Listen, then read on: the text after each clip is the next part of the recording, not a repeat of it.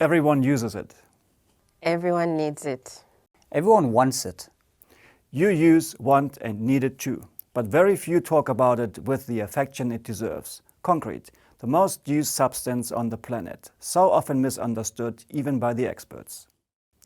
One of the most common misconceptions around concrete, even among engineers and technologists, is that high strength corresponds to high quality.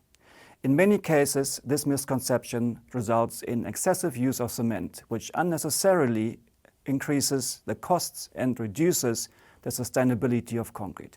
In other cases, an unnecessarily high strength can actually result in lower quality compared to lower strength concrete.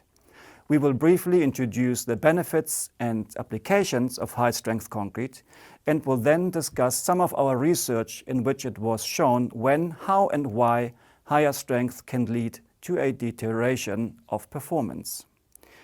When we talk about compressive strength of concrete, we talk about something that we measure on a concrete cube or concrete cylinder. A higher failure load on this specimen means that a structural member made with this concrete, such as a beam, column, slab or even an entire bridge, can support a higher stress. This is great for one application and one application only, a structural member subjected to high stress. For members with lower applied stress, a lower strength will do. These could also be beams, columns, slabs or entire bridges, but with less force applied to them. From a structural design point of view, it is obvious that the required strength of the concrete relates to the stress applied to the structure. However, a high strength is often mistaken as a sign of generally high quality. And this is a problem when a high strength is chosen for the wrong reasons. For example, high strength is often related to high durability.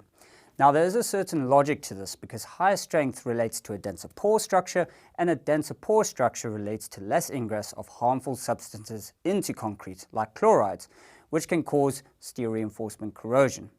However, durable concrete depends on so much more than the compressive strength. One such factor is curing, which is a process that describes how we care for our young concrete once it has been cast. Another important factor to consider though is cracking, as cracked concrete allows the ingress of harmful substances no matter the pore structure's density. One of the most common causes of cracking is shrinkage, which is caused by the loss of moisture when the concrete dries out.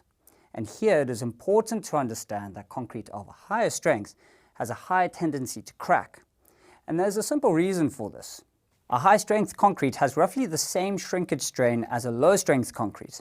However, while high-strength concrete does have the advantage of having a higher crack resistance, it comes with a higher elastic modulus and lower creep. And for those of you who remember Hooke's law, this means that when shrinkage is restrained, much higher stresses develop, which can cause the concrete to crack. When is shrinkage restrained? Well, shrinkage is always restrained at the concrete surface.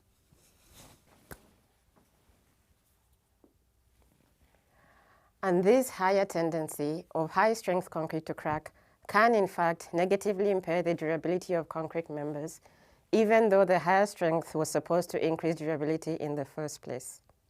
For high strength, we need high cement contents.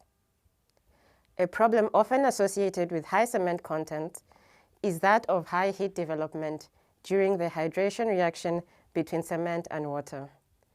This is also related to a higher risk of cracking and adds to the problem. Apart from the higher risk of shrinkage cracking, practical experience and research has also shown that there is poor correlation between compressive strength and durability indicators such as, for example, oxygen permeability. On a similar note, it has been shown that higher quantities of cement in a concrete mix can increase the penetrability of concrete and hence lower the durability performance. So, even if cracking can be prevented, using concrete with unnecessarily high cement content or unnecessarily high strength is not only a waste of money, but may actually result in a loss of performance. So, if not by increasing the strength, how do we improve the performance of concrete? Well, this depends on how we define performance. Performance can relate to fresh concrete properties, to mechanical properties, durability, sustainability, costs, aesthetics, and more.